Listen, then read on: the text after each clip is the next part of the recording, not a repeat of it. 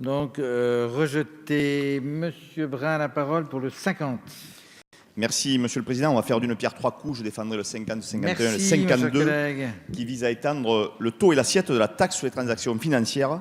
Et par rapport au débat que nous avons eu tout à l'heure, moi, si j'avais été député en mars 2012, j'aurais voté la mise en place de la taxe sur les transactions financières. Et je suis même fier que ce soit ma famille politique qui soit à l'origine et qui ait initié ce combat. Alors j'entends bien sûr les arguments des uns et des autres disant qu'elle est anti-économique, qu'elle a des effets pervers tant qu'elle reste franco-française, et je ne le conteste pas, mais le rapporteur général a quand même rappelé que c'était 1,6 milliard d'euros de recettes, ce qui n'est pas négligeable.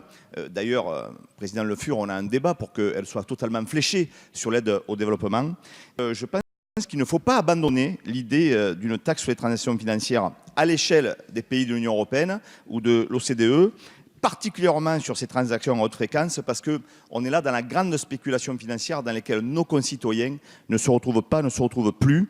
Et on a démontré, la France a démontré qu'on peut prendre le leadership de ce type de sujet, notamment avec la taxe sur les GAFAM, et qu'on peut prendre le leadership sur ces questions de justice fiscale au niveau international. C'est donc dans le sens, pour moi, de l'histoire, et je maintiens ces trois amendements. Merci. Merci. Alors